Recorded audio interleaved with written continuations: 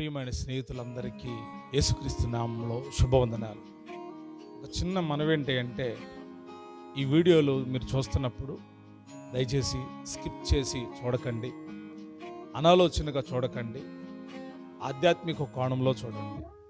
దేవుడు ఈ వాక్యాల ద్వారా మమ్మల్ని బలపరుస్తాడని, మాతో మాట్లాడుతున్నాడని విశ్వసించి వినండి. ఈ వీడియోను చూడండి, మీరు ఆధ్యాత్మికంగా బలపడతారు.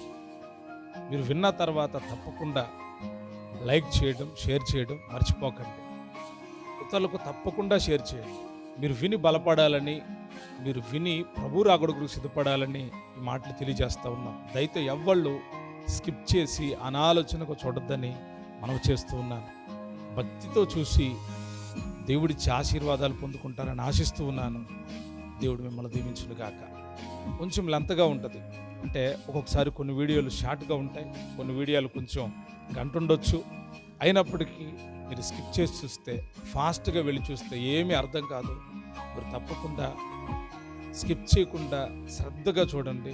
అనేకమైన నూతన విషయాలు మీరు తెలుసుకోండి. ప్రభు రాకడకు పరిశుద్ధాత్మ దేవుడు మిమ్మల్ని సిద్ధపరచునుగాక. రెండో కార్యాన్ని చెప్తాను, మనము చదువుదాం. ద్వితీయోపదేశకాండం 30వ అధ్యాయం 15వ వచనం నుండి చదువుదాం. చూడుము, నేడు నేను జీవమును మేలును మరణమును కీడును నీ ఎదుట ఉంచి ఉన్నాను. నీవు బ్రతికి విస్తరించినట్లుగా నీ దేవుడైన యెహోవాను ప్రేమించి ఆయన మార్గముల యందు నడుచుకొని ఆయన ఆజ్ఞలను, కట్టడలను, విధులను ఆచరించుమని నేడు నేను నీకు ఆజ్ఞాపిస్తున్నాను. ఏం చేయాలంట? మేలుని కీడుని ఆయన ముందుంచాడంట, మరణాన్ని జీవాన్ని ముందుంచాడంట. నీవు బ్రతికి విస్తరించినట్లుగా నీ దేవుడైన యెహోవాని ఏం చేయాలి? ప్రేమించాలి. ఇందాక కట్టడలు, ఆజ్ఞలు, విధుల గురించి నేర్చుకున్నాం. ఇక్కడ అంటాడు, నీవు ఆయన్ని ప్రేమించాలి. ఎవరిని ప్రేమించాలి? నీ దేవుడైన యెహోవాను నువ్వు ప్రేమిస్తే ఏం జరుగుతుంది? అట్లు చేసిన ఎడల నీవు స్వాధీనపరచుటకు ప్రవేశించు దేశములో నీ దేవుడైన యెహోవా నిన్ను ఆశీర్వదించును. ఏం చేస్తారంట? ఏం చేస్తే? ప్రేమిస్తే, ఆయన కట్టడలను, ఆయన విధులను అనుసరించి నడుచుకుంటే ఏం చేస్తాడు? ఆశీర్వదిస్తాడు. ఇందాక ఆజ్ఞలు, కట్టడలు అని నన్ను నేర్చుకున్నాం. ఇక్కడ మరొక మాట ఉంటుంది. ఏం మాట అంటే, ఆజ్ఞలు కట్టడలే కాదు, ఆయన మార్గంలో యందు నడుచుకుని ఆయన ఆజ్ఞలను, కట్టడలను, విధులను, ఏంటి అంట? విధులను ఆచరించమని నేడు నేను నీకు ఆజ్ఞాపిస్తున్నాను. ఆయన ప్రేమించను నేర్చుకోగలిగితే ఆయన అన్నాడు, నీవు ప్రవేశించు దేశములో నీ దేవుడైన యెహోవా నిన్ను ఆశీర్వదిస్తాడు. చెప్పండి గట్టిగా, నీ దేవుడైన యెహోవా నిన్ను ఆశీర్వదించును. ఎప్పుడు ఆశీర్వదిస్తాడంటే, ప్రేమిస్తే ఆశీర్వదిస్తాడు. ఏం చేస్తే? చెప్పండి, ఏం చేస్తే? దేవుడు అంట మనల్ని ఏం చేశాడు? ప్రేమించాడు. సంఘాన్ని ఆయన ఏం చేశాడు? ప్రేమించాడు. సంఘాన్ని ఆయన ప్రేమించాడు, సంరక్షిస్తూ ఉన్నాడు. ఆయన బిడలమైన మనం ఆయనను మనం ప్రేమిస్తే మనకేం కలుగుతుంది? దేవుణ్ణి మనం ప్రేమిస్తే ఏం కలుగుతుంది? చెప్పండి, ఆశీర్వాదం కలుగుతుంది, క్షమాపణ కలుగుతుంది. ఒక పాపాత్మురాలైన స్త్రీ యేసయ్య పాదాల దగ్గర నిలిచి కన్నీళ్లు విడిచి ఆయన పాదాలు తడిపి తల వెంట్రుకలతో తుడిచి అత్తరు పూసి ఆయన పాదాలు ఏం చేస్తుందంట? ముద్దు పెట్టుకుంటుంది. ఏం చేస్తుంది? ముద్దు పెట్టుకుంటుంటే ఆయన అన్నాడు, ఈమె విస్తారముగా నన్ను ప్రేమించింది. ఈమె విస్తారముగా నన్ను ప్రేమించింది. మాటలతో కాదంట ప్రేమించేది. ఏమంట? యాకోబు గారు అంటాడు, మాటలతో ప్రేమించడం కాదు, సత్యముతోనూ క్రియలతోనూ ప్రేమించాలి. స్తోత్రం చెప్దామా? ప్రభా నేను నిన్ను ప్రేమిస్తున్నాను, పూర్ణ మనసుతో నిన్ను ప్రేమిస్తున్నాను, నిన్నే ప్రేమిస్తాను, నీ వెనుదిరుగును ప్రేమిస్తున్నాను ప్రభా, నిన్నే ప్రేమిస్తున్నాను. అలా చెప్పడం కాదు, ఆ ప్రేమను క్రియల్లో చూపించాలి. ఆ ప్రేమను సత్యంగా మాట్లాడుతూ తెలియచేయాలి. ప్రేమ, దేవుని నువ్వు ప్రేమిస్తే నువ్వు సత్యం మాట్లాడతావు. దేవుని నువ్వు ప్రేమిస్తే నీ క్రియలు దేవుని మహిమపరిచేటువంటిగా ఉంటాయి. ఆయనను మనం ప్రేమిస్తే, ప్రేమ అనే విత్తనం మనం వేస్తే ఏమవుతుంది మనకి? చెప్పండి, ఏమవుతుంది? అందరూ చెప్పండి, ఏమవుతుంది? ఆశీర్వాదం వస్తుంది. ఆశీర్వాదం వస్తుంది. ఒకవేళ అలా కాకుండా 17వ వచనం, అయితే నీ హృదయము తిరిగిపోయి నీవు విననల్లక ఏడవబడిన వాడవై అన్య దేవతలు నమస్కరించి పూజించిన ఎడల మీరు నిశ్చయముగా నశించిపోదురనియు, స్వాధీనపరచుకున్నటకు యోర్దాను దాటిపోతున్న దేశంలో మీరు అనేక దినములు ఉండరనియు నేడు నేను నీకు తెలియచెప్పుచున్నాను. నేడు జీవను మరణమును ఆశీర్వాదమును శాపమును నేను నీ ఎదుట ఉంచి భూమి ఆకాశములు మీ మీద సాక్ష్యములుగా పిలుచుచున్నాను. దేవుని ప్రేమిస్తే ఆశీర్వాదం అంట. ఒకవేళ దేవుని ప్రేమించక ఎదురు తిరిగితే వారికి కలిగేది ఏంటిది? శాపమే. కొంతమందికి శాపం అనే మాట నచ్చదు. పాస్టర్ గారండి శాపం వచ్చినాలు పలుకుతున్నాడేంటి, శాపం అన్నాడేంటి? శాపం గురించి బైబిల్ చెప్తుంది, నేను కాదు, బైబిల్ చెప్తుంది. శాపం గురించి మాట్లాడాలి. శాపం గురించి తెలియకపోతే భక్తి సర్వనాశనం అయిపోయింది. శాపం అనే మాట తెలియకపోతే నువ్వు చేసే భక్తి కరెక్ట్ కానే కాదు. ఆయన అన్నాడు, నేడు జీవమును మరణమును మీ ఎదుట పెట్టాను. అంత మాత్రమే కాదు, మీ ఎదుట ఏముంచాడంట? ఆశీర్వాదాన్ని, శాపాన్ని ఉంచాడు. నువ్వు ఆయన్ని ప్రేమిస్తే ఆశీర్వదించబడతావు. ఆయన్ని ప్రేమించకపోతే ఒకటే మాట, ఆయన్ని ప్రేమించకపోతే శపించబడతావు. ఏం చేయబడతారు? శాపము ఆశీర్వాదము మీరే ఆలోచించండి. ప్రేమను విత్తి ఆశీర్వాదాన్ని కోసుకుంటారా? కీడును విత్తి శాపాన్ని తెచ్చుకుంటారా? ఆయనకి వ్యతిరేకమైన కార్యాలు చేసి శాపం తెచ్చుకుంటారా? మీరే ఆలోచించాలి. ఫైనల్గా మరొక మాట చెప్పి నేను ముగిస్తా. చదువుదాం. గలతీలకు రాసినటువంటి పత్రిక 6వ అధ్యాయం. ఇప్పుడు చదువుదాం 8వ వచనం. ఎలయనగా తన శరీర చలన బట్టి విత్తువాడు తన శరీరము నుండి క్షయమగు పంటను కోయును, ఆత్మను బట్టి విత్తువాడు ఆత్మ నుండి నిత్య జీవమును పంట కోయును. మనము మేలు చేయుట యందు విసుకక యుందుము, మనము అలయక మేలు చేసితిమే అని తగిన కాలమందు పంట కోతుము. ఆనాడు ఇజ్రాయేల్ ప్రజలు కోసిన పంట గొప్పదే. ఈరోజు దేవుడు మనకు అనుగ్రహించే పంట కూడా గొప్పదే. ఆయన అంటున్నాడు, శరీరమును బట్టి విత్తువాడు, శరీరేచ్ఛలను బట్టి విత్తువాడు క్షయమైపోయే పంటను కోస్తాడు. క్షయమైపోయింది ఆ పంట, పనికి రాకుండా పోతుంది. ఆత్మను బట్టి విత్తువాడు ఆత్మ నుండి ఏ పంట కోస్తాడంట? నిత్య జీవం అనే పంట కోస్తాడు. స్తోత్రం చేద్దాం గట్టిగా.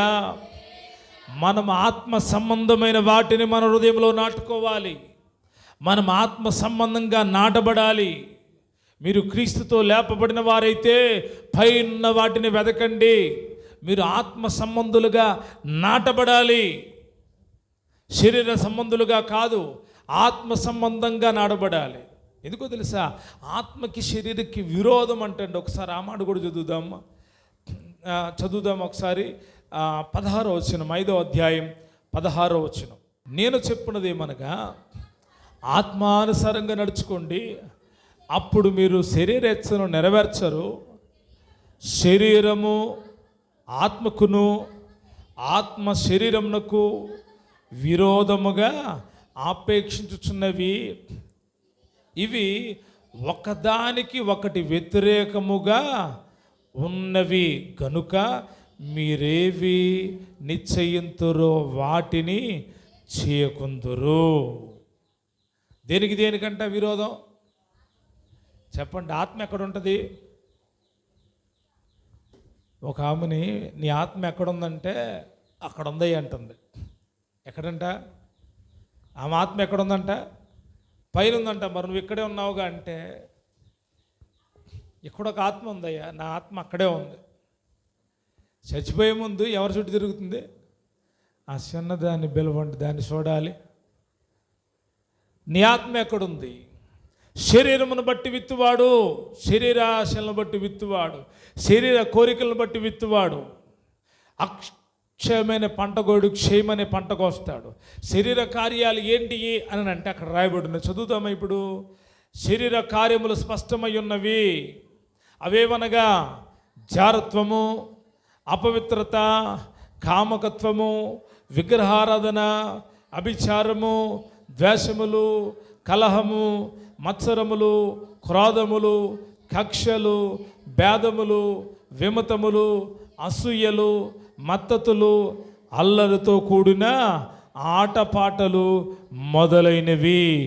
వీటన్నిటిని చేసేవాళ్ళు దేవుని రాజ్యాన్ని స్వతంత్రించుకొనరు. అక్కడ రాయబడిన మాట అదే. వీటన్నిటిని చేసేవాళ్ళు ఏం చేయరంట? దేవుని రాజ్యాన్ని స్వతంత్రించుకోరు. ఎందుకో తెలుసా? ఈరోజు శరీర ఇచ్చలను బట్టి భక్తి జరుగుతుంది, శరీరాన్ని సంతోషపెట్టే భక్తి జరుగుతుంది, శరీరాన్ని ఉల్లాసపెట్టే భక్తి జరుగుతుంది. ఆ సంఘములో ఉన్న పెద్దలు అంటున్నారు, ఎంతసేపు మీరు వాక్యం చెప్పడానికి వీల్లేదు పాస్టర్ గారు, 40 నిమిషాల కంటే ఎక్కువ మీరు వాక్యం చెప్పడానికి వీలు లేదు. వీరు ఎవరంటే శరీర సంబంధులు. పాస్టర్ గారు మేము చెప్పినట్టు నువ్వు వినాలి, మీ ఇష్టం వచ్చినట్టు వినటానికి వీల్లేదు, మేము ఏది చెప్తాం అదే చేయాలి. వీళ్ళెవరో తెలుసా? శరీర సంబంధులు. వీరికి దేవుడి ఆత్మ తెలియదు, దేవుడి భయం తెలియదు. శరీరాన్ని సంతృప్తి పరుచుకోవడం కోసం వాళ్ళు దేవుని యొక్క సంఘములోనికి వెళుతున్నారు. ఈరోజు 2 రకాలైన సంఘాలు. ఒకటి శరీర ఇచ్చల చేత కట్టబడుతున్న సంఘాలు, రెండవది ఆత్మను బట్టి కట్టబడుతున్న సంఘాలు. ఆత్మను బట్టి కట్టబడే సంఘాలు నిత్య జీవం అనే పంటను కోస్తాయి. ఆత్మను బట్టి కట్టబడే సంఘాల్లో పరిశుద్ధాత్మ దేవుడు నివాసం చేస్తాడు. శరీర కార్యాలు కలిగిన చోట పరిశుద్ధాత్మ దేవుడు ఏ మాత్రము నివాసం చేయడు. అక్కడ అన్ని శరీర సంబంధమైన కార్యాలే, వారు చేసే అన్ని శరీర సంబంధమైన విషయాలే. ఒక ఆత్మ సంబంధుడు అయితే నువ్వు శరీర ఇచ్చలను బట్టి బ్రతకో. శరీరం ఏమంటుందో తెలుసా? ఇదిగో వాళ్ళు లేకపోతే ఎట్టాగా, ఏనంట, వాళ్ళు లేకపోతే ఎట్టాగా. ఎందుకు వాళ్ళంటే చచ్చిపోయిన తర్వాత ఎవరో 4 రావాలి కదా. 4 వచ్చినా 40 మంది వచ్చినా దేవదూతలు రాకపోతే నువ్వు ఇక్కడే నరకంలోకి వెళ్తావు. ధనవంతుడు చచ్చిపోయాడండి. ఎవరు చచ్చిపోయారు? ధనవంతుడు చచ్చిపోయాడు. వచ్చినాయి దేవదూతలో? వచ్చినాయా? వాక్యంలో రేపడింది రాలా. కానీ పేదవాడైన లాజరు చచ్చిపోతే దేవదూతలు వచ్చి అతన్ని తీసుకొని పోయినాయి. పేదవాడిని ఎవడు పట్టించుకోడుగా, పేదవాడి యొక్క శవాన్ని ఎవడు సంతోషంగా చేయడుగా, ఆనందంగా చేయడుగా. ఒక డబ్బున్నోడు చచ్చిపోయాడు అనుకోండి, ఏం చేస్తారు చెప్పండి? డబ్బున్నోడు చచ్చిపోతే ఏం చేస్తారు? కొంతమంది సైలెంట్కి తీసుకొని వెళ్తారు. అసలు కొంతమంది ఆగరు. వాళ్ళ దగ్గర డబ్బులు ఉంటే బాంబులు, ఏంటి, టపాసులు, దండలు, పూలు, సెంట్లు కొట్టొద్దని అంటలా. సెంటు కొట్టడం మంచిదే, కానీ ఎంత అటాసంగా తీసుకెళ్తారో తెలుసా? ఎంత అటాసంగా. ఈ మధ్యలో అలవాటు ఏంటి అంటే, ఎవడైనా చచ్చిపోయాడు అనుకో, పొద్దున్న లేచి చూడంగానే ఎవడు చచ్చిపోయాడని తెలియడానికి ఎదర ఫ్లెక్స్లు కట్టేస్తున్నారు. ఇది ఒక అలవాటు అయిపోయింది. నేను అంటాను, దేవుడి పిల్లలు మనం ఒకటి గుర్తుపెట్టుకోవాలి. మనం చచ్చిపోయినప్పుడు ఒకవేళ మనల్ని సమాధి చేయడానికి మన ఇంటి వాళ్ళు రాకపోయినా, ఒకవేళ అనామకంగా తీసుకెళ్ళి ఎక్కడో దూరాన పడేసినా, అర్థమవుతుందా? పట్టించుకోకుండా పడేసిన, నేను ఒకటి చెప్తున్నాను, నువ్వు ఆత్మ సంబంధమైన వ్యక్తివైతే నీ కొరకు దేవదూతలు వస్తాయి. శరీర ఇచ్చల కొరకు ఆత్మ నమ్ముకోవద్దు. శరీర ఇచ్చలను బట్టి ప్రవర్తించే వాళ్ళతో సావాసం చేయకూడదు. వాళ్ళల్లో అల్లరి ఉంటుంది, వాళ్ళలో విగ్రహారాధన ఉంటుంది, వాళ్ళలో జారత్వం ఉంటుంది, వాళ్ళలో కామకత్వం ఉంటుంది, కలహం ఉంటుంది, మత్సరములు, అసూయలు, చెడ్డ కళ్ళు, అల్లరితో కూడిన ఆటపాటలు ఉంటాయి. శరీర ఇచ్చలను బట్టి ప్రవర్తించేవాడు, శరీరానుసారంగా నడుచుకునేటువంటి వాడు. నువ్వు శరీర ఇచ్చలను బట్టి నువ్వు విత్తకాలు విత్తుకుంటే వాటినే కోసుకుంటావు. నీ లోపల దురాలోచనలు ఉన్నాయా, ఆ పంటే నువ్వు కోస్తావు. నీకు పరలోక రాజ్యం రాదు. మంచి ఆలోచనలు ఉన్న దేవుని బిడ్డల్లో భేదాలు ఉండకూడదు. మనలో ఏక మనసు కలిగి ఉండాలి, ఏకాత్మ కలిగి ఉండాలి, భిన్నమైన ఆత్మ కలిగి ఉండకూడదు. శరీర ఇచ్చలను బట్టి విత్తువాడు క్షయమైపోయే పంటను కోస్తాడంట. ఆత్మను బట్టి విత్తువాడు నిత్య జీవమనే పంట కోస్తాడని అక్కడ తాగుకుండా అంటాడు, మనము విసుకక మేలు చేయుదుముగాక. ఏం చేయుదుముగాక? విసుకక మేలు చేయుదుము కాక. ఆత్మ సంబంధమైన వ్యక్తులు ఎప్పుడైనా ఇతరులకు మేలే చేస్తారు, కానీ ఏ మాత్రము కీడు చేయరు. మేలు చేసి కీడుని అనుభవిస్తున్న వాళ్ళు ఉన్నారేమో, కానీ కీడు చేసి మేలును అనుభవించే వాళ్ళు ఎవరు కూడా లేరు. ఒకవేళ అలా అనుకోవచ్చు, మేము కీడు చేసామైనా మాకు మేలే జరుగుతుందని. అది మనుషుల దృష్టికి. ఒకరోజు వారు పంట కోతకొస్తుంది, ఆ కోతలో వాళ్ళు నివ్వెరపోతారు. అరే ఏం జరిగింది? భక్తి వ్యర్థమైపోయిందే, భక్తి వ్యర్థమైపోయిందే, క్రియలు వ్యర్థమైపోయినాయి. ఏం జరిగింది అంటే వారు కీడు చేశారు. ఇప్పుడు కూడా చూడండి, చాలామంది మేలును పొందారు. ప్రతి కుటుంబం ఏం చేశారు? మేలును పొందారు. ఇప్పుడు ఏం చేయడం మొదలు పెడుతున్నారు? కీడు చేయడం మొదలు పెడుతున్నారు. తిన్నా ఇంటి వాసాలు లెక్క పెట్టడం అంటారు. ఏం చేశాడండి చెప్పండి? ఏం చేశాడు ఆయన? ఆమె ఏం చేసింది అంటారు. తినాల్సినవి తినేశారు, అనుభవించాల్సినవి అనుభవించేశారు. కళ్ళెదుట అన్నీ ఉన్నాయి, అన్నీ అనుభవించి ఇప్పుడు అంటారు ఆయన మంచోడు కాదండి. ఎవడు కాదు? ఆయన మంచోడు కాదు. నేను అంటాను, నువ్వు మేలు పొందితే మేలే చెయ్యి. నువ్వు మేలు చేస్తే నిత్య జీవం అనే పంటను కోస్తావు. మేలు చేసిన మేలుకు ప్రతిగా కీడు నీ మీదకి వచ్చినా నువ్వు మేలనే పంటనే కోస్తావు, కీడనే పంట నువ్వు కోయవు. నీతిమంతులు బిడలంట కీడును చూడకుండా కొనిపోబడతారంట. కీడు వాళ్ళకి తగలదంట. వాళ్ళందరూ అనుకుంటారు కీడు వచ్చిందని. కీడు కాదు, దేవుని పిల్లలకు ప్రతిదీ మేలే. ఆ దేశంలో వాళ్ళు అనుకున్నారు, ఏబు ఇంటికి ఏమొచ్చింది? కీడొచ్చింది. ఏమొచ్చింది? కీడొచ్చింది. ఏంటా కీడు? ఒక్కసారిగా పశువులన్నీ చనిపోయినాయి. కుమారులు కుమార్తెలు ఏమైపోయారు? చనిపోయారు. ఇక ఎంత కీడంటే ఏబు యొక్క శరీరం అంతా ఏమొచ్చినాయి? కురుపులు వచ్చినాయి. అబ్బో చాలా పెద్ద కీడు వచ్చేసింది అనుకున్నారు. దేవుడు తన పిల్లల్ని ఎప్పుడు విడిచిపెట్టాడో రెండంతలుగా దేవుడు ఏబును ఆశీర్వదించాడు. ఏబును ఆశీర్వదించిన దేవుడే మన దేవుడు. మనం అనుభవిస్తున్న ప్రతి బాధకు 7 అంతల ఆశీర్వాదాన్ని ఆయన ఇస్తాడు, 7 అంతల ప్రతిఫలం ఆయన ఇస్తాడు. మనం అనుభవిస్తున్న ప్రతి దానికి రెట్టింపు దీవెన ఆయన ఇస్తాడు. ఆత్మను బట్టి విత్తినప్పుడు ఎన్నో శ్రమలు వస్తాయి. శరీరం అందరితో కలిసిపోతుంది, కానీ ఆత్మ ఏమవ్వదు చెప్పండి? కలిసిద్దా? ఆత్మ కలవదండి. ఆత్మ ఎప్పటికప్పుడు కూడా శుద్ధీకరణ చేసుకుంటుంది, పవిత్రంగా ఉండాలని కోరుకుంటుంది. ఎవరైనా శరీరాలు వచ్చి తమతో కలవమని అంటే కలిసిపోదు ఆత్మ. కొన్ని ఆత్మలు ఏమవుతూ ఉంటాయి? కలిసిపోతూ ఉంటాయి. ఎవరితో? శరీరులతో. చెప్పండి, ఎవరితో?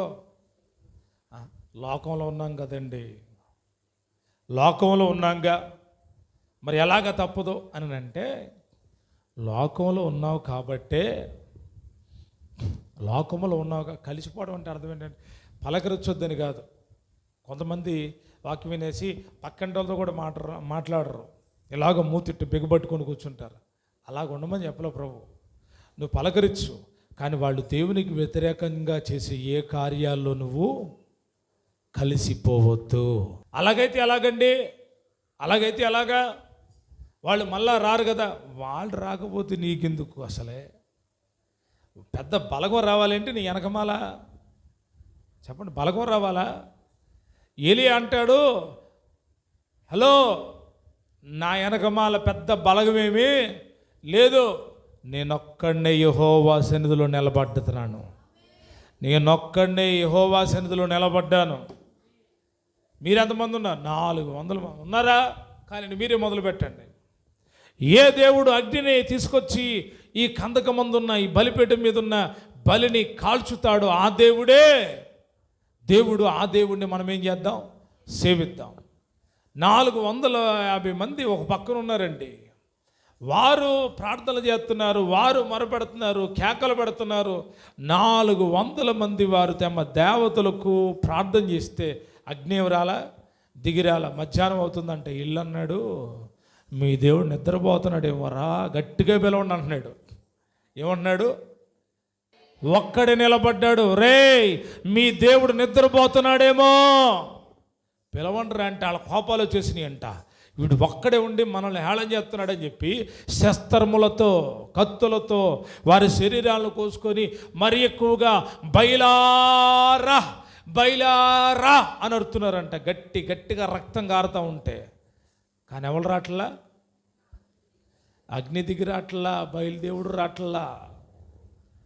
అస్తమయ నైవేద్య కాలమైంది. రే ఆపండ్రా, ఇక మీరేం చేయండి, మీకు ఇప్పటికీ ఎక్కువ టైం ఇచ్చా నేను. పొద్దుటి నుంచి మొదలుపెట్టారు మీరు, మధ్యాహ్నం అయిపోయింది, అస్తమయం వచ్చింది, ఇప్పుడు కుదరదు ఆపండి అని చెప్పి ఏలియా పడిపోయిన పడగొట్టబడిన బలిపీఠాన్ని కట్టి కందకాన్ని దువ్వించి కందకము నిండా నీళ్లు బలి పశువు మీద నీళ్లు పోయించి ఒక్క ప్రార్థన చేస్తే ఆకాశము నుండి అగ్ని దిగి వచ్చి ఆ బలిపీఠమును బొగ్గి చేసింది. ఆత్మ సంబంధమైన వ్యక్తి ఎప్పుడు ధైర్యంగానే ఉంటాడు. ఒంటరిగా ఉన్న ఒకటే ధైర్యం, నాతో కూడున్నవాడు నా దేవుడు. మనం ఒంటరిగా ఉన్నప్పుడు భయపడాల్సిన పని లేదు. మనం ఎప్పుడు ఒంటరి వాళ్ళమే. ఒంటరిగా ప్రభు దగ్గర గడపడం, ఒంటరిగా ప్రభుతో నడవడం, ఒంటరిగా ప్రభు కొరకు నిలిచి ఉండడం గొప్ప ధన్యత ఉంది. ఏలియా అంటున్నాడు, నేను ఎవరిని సన్నిధిలో నిలబడ్డాను, ఆ జీవము కలిగిన యెహోవా తోడు, ఈరోజు మిమ్మల్ని ఎవరిని వదిలిపెట్టను అంటున్నాడు. ఒంటరిగా నిలబడి ధైర్యంగా మాట్లాడడం దేవుడి పిల్లల లక్షణం అండి. ఏలియా అన్నాడు, ధైర్యంగా అన్నాడు, నేనొక్కడిని యెహోవా నామంతో వస్తున్నాను. ఈ నామంతో దేవుని పేరును పెట్టుకుని వెళ్ళే ప్రతి రాజుకి జయమే, ప్రతి నాయకుడికి జయమే, ప్రతి విశ్వాసికి జయమే, ప్రతి దేవుని బిడ్డకు జయమే. ఎందుకో తెలుసా? నీ ఒంటరిగా యెహోవా నామముతో నీ ప్రయాణాన్ని మొదలు పెడితే, నువ్వు ఒంటరిగా యేసు నామమున యేసు పేరున నీ ప్రయాణాన్ని మొదలు పెడితే విజయం ఇచ్చేది దేవుడే, బలపరిచేది దేవుడే, శక్తినిచ్చేది దేవుడే. వానిలో ఒంటరైన వాడు 10,000 మంది అవుతారు. గట్టిగా స్తుతి చెల్లిద్దాం. ఒంటరివాడిని, ఒంటరిదాన్ని భయపడాల్సిన పని లేదు. నువ్వు ఒంటరివైన నీతో ఆయన ఉన్నాడు. నీ కన్నీళ్ళు ఆయన చూస్తున్నాడు, నీ దుఃఖం ఆయన చూస్తున్నాడు, నీ ప్రతి బాధ నుంచి ఆయన విడిపించే దేవుడై ఉన్నాడు, విజయం ఇచ్చే దేవుడై ఉన్నాడు. శరీరులతో కలవరండి ఆత్మ సంబంధమైన వాళ్ళు. ఎవరితో కలవరు చెప్పండి? శరీరులతో కలవరు ఆత్మ సంబంధులు. అబ్బా నాకు గెట్టదండి, అవన్నీ కుదరవు నాకు. నేను ఆత్మ సంబంధమైన వ్యక్తిని. సొంత అన్నదమ్ములైనా వాళ్ళు శరీరులుగా ఉంటే కలిసి పనిచేయలేరు. సొంత అక్క చెల్లెలైనా శరీర తత్వం కలిగిన వాళ్ళు అటువైపు, ఆత్మతత్వం కలిగిన వాళ్ళు ఇటువైపు ఉంటే వాళ్ళు కలవలేరు. ఎందుకంటే శరీరమునకు ఆత్మకు ఏముంటుందంట? విరోధం పడదంట. శరీర ఆశలతో కూడిన అక్కేమో మనం ఇలా నడుచుకుందామంటే, ఆత్మ కలిగిన చెల్లేమో కాదు మనం అలా కాదు ఇలా నడుచుకుందామని చెప్తుందంట. శరీర ఆశలు కలిగిన అన్నేమో మనం ఇలా నడుచుకుందామంటే, ఆత్మను బట్టి నడిపించే తమ్ముడేమో కాదు అవి శరీర కార్యాలు, అవి దేవుడికి అవమానం తెచ్చే కార్యాలు, మనం ఇలా నడుచుకుందామని చెప్తాడంట. ఆలోచించారు ఎప్పుడైనా? మనము ఏది విత్తుతామో దాన్ని కోస్తాం. సమృద్ధిగా విత్తుతావా, సమృద్ధిగా కోస్తావు. దేవుడికి ఇచ్చే దాంట్లోనైనా నువ్వు ఏది విత్తుతావో దానికి రెట్టింపు ఫలాన్ని పొందుతావు. సమృద్ధిగా విత్తువాడు సమృద్ధి అను పంటను కోయిన బైబిల్లోనే ఉంది. దరిద్రంతో విత్తేవాడు దరిద్రమనే పంట కోస్తాడు. కాబట్టి మీరు ఏమి విత్తుతున్నారు? ప్రేమను విత్తితే ఆశీర్వాదం. ఆయన కట్టడలను అనుసరించి, ఆయన ఆజ్ఞలను అనుసరించి నడుచుకుంటే ఎన్నో ఆశీర్వాదాలు కోస్తావు. భూ సంబంధంగాను ఆత్మ సంబంధంగాను. భూ సంబంధంగా ఎలాగా? మన భూములు ఫలాలు ఇస్తాయి, మన పొలంలో ఉన్న చెట్లు ఫలాలు ఇస్తాయి, వర్షాకాలంలో వర్షం ఇస్తాడు ఆయన. నువ్వేం చేయాల్సిన అవసరం, నువ్వు నడుస్తా ప్రవర్తిస్తూ ఉంటే చాలు, వర్షం ఇస్తాడంట. ఆత్మ సంబంధమైన నేను మీ మధ్య నా మందిరాన్ని ఉంచుతాను, మీ ఆత్మ కాపాడబట్టడానికి నా మందిరాన్ని ఉంచుతాను. తరువాత నేను మీ మధ్య మీతో నడుస్తాను. అంత మాత్రమే కాదు, నేను మీకు దేవుడినై ఉంటాను, మీరు నాకు ప్రజలై ఉంటారు. నిజంగా దేవుని బిడ్డలను మనం ఇటువంటి ఆశీర్వాదాలను పొందుకుందుము గాక. ఏమి విత్తుతామో దాన్ని కోస్తాం, జాగ్రత్త కలిగి ఉండాలి. శరీర ఎచ్చలను బట్టి విత్తావా, శరీర పంట కోస్తావు. ఆత్మను బట్టి విత్తితే ఫైనల్గా ఒక్క మాట చదువుదామా? అయితే ఆత్మఫలం ఏమనగా, త్వరగా చదవండి. ప్రేమ, సంతోషము, సమాధానము, దీర్ఘశాంతము, దయాళత్వము, మంచితనము, విశ్వాసము, సాత్వికము, ఆశా నిగ్రహము. ఇవన్నీ ఏంటి అంట? నువ్వు ఆత్మను బట్టి విత్తబడినప్పుడు, ఆత్మ కార్యాలను విత్తినప్పుడు, ఆత్మ సంబంధమైన వాక్యాలను నేర్చుకొని బలపడినప్పుడు నీకు దేవుడు అనుగ్రహించేవి ఆశీర్వాదాలు. ప్రేమ, అది ఈ లోకములో ప్రేమ అని చెప్పుకునే ప్రేమ కాదు. సంతోషం, ఈ లోకములో తాగితే తింటే కట్టుకుంటే వచ్చే సంతోషం కాదు. ఆ సంతోషం వేరు, ఆ ప్రేమ వేరు. తర్వాత సమాధానం, అది భూ సంబంధమైన సమాధానం కాదు, పరలోకములో ఉన్న దేవునితోనే నీకు సమాధానము. తర్వాత దీర్ఘశాంతం, నెమ్మదిగా ఉంటావు. తర్వాత దయ చూపిస్తావు, ఇతరుల దయాళత్వం కలుగుతుంది నీకు. మంచితనం, మంచిగా ఉంటావు నువ్వు. తర్వాత విశ్వాసం, ఈ భూలోక సంబంధమైన పరలోకాన్ని తీసుకెళ్లే విశ్వాసం. సాత్వికం, అసలు ఆ సాత్వికం ఎవరు కూడా దేవుడిచ్చేదే. తర్వాత మనసుని నిగ్రహపరుచుకునే శక్తి నీకు ఉంటుంది. మనసు ఏం చేస్తూ ఉంటుందంటే గలిబిలి చేస్తూ ఉంటుంది. మనసు స్థిరంగా ఉండదు, శరీరుడికి స్థిరంగా ఉండదు. ఈడుబడితో వెళ్ళిపోతాడు, ఏ పని చేస్తాడో తెలియదు. శరీర సంబంధమైన వాడికి దేవుడు భయం ఉండదు. శరీర సంబంధులు దేవునికి భయపడరు. శరీరస్తులతో కూడుకున్న వాళ్ళు దేవుడికి భయపడరు. వాళ్ళకి లోకం కావాలి, బంధువులు కావాలి, రక్త సంబంధికులు కావాలి, ఈ లోక విషయాలు కావాలి. ఆత్మ సంబంధుడికి ఇవి అవసరం లేదు. ఆత్మ సంబంధుడికి దేవుడు ఆశా నిగ్రహాన్ని కలుగు చేస్తాడు. తన మనసుకు నచ్చిన విషయాలు ఎన్నో ఉంటాయి, ఆశలు ఎన్నో ఉంటాయి. అవన్నీ జరగకపోయినా నా దేవుడు నాకున్నాడు, నాకు కలిగినవిస్తాడు అనే ఆశ కలిగి ఉంటాడు. ఆశల్ని నిగ్రహించుకునే శక్తి దేవుడు ఆత్మను బట్టి విత్తే వాళ్ళకి ఇస్తాడు. కాబట్టి దేవుడు విక్రింపబడడు, మోసపోవద్దు. మనం ఏది విత్తుతామో దాన్ని కోస్తాం. ఇతరులని మాటలతో మనం పొడిచామా, తిరిగి మనకు కూడా ఏమవుతాయి? పొడబడతాయి. ఇతరులు పడిపోవడానికి మనం గొయ్యితవుతామా, తిరిగి ఆ గొయ్యి తవ్విన వాడి దాంట్లో ఏమవుతాడు? పడతాడు. ఎవడు ఏది చేస్తాడో అది వాడికి తప్పకుండా ఏమవుతుంది? ఇతరులను క్రిటిసైజ్ చేసావు, నిన్ను క్రిటిసైజ్ చేస్తాడు. ఇతరులను దూషించావా, నువ్వు దూషించబడతావు. మనం ఏది విత్తుతామో అది మన మీదకి వస్తుంది. ఆత్మ సంబంధమైన పంటను విత్తుదుము కాక, నిత్య జీవమనే పంటను కోయుదుము కాక. ఆత్మ సంబంధమైన సీడ్స్ ఏవైతే ఉన్నాయో అవి మనం విత్తితే, మన హృదయాల్లో ఉంచుకుంటే, ఆ రీతిగా ప్రవర్తిస్తే నిత్య జీవమనే పంటను మనం కోస్తాం. ఆ రీతిగా పరిశుద్ధాత్మ దేవుడు ప్రతి ఒక్కరిని నడిపించును కాక.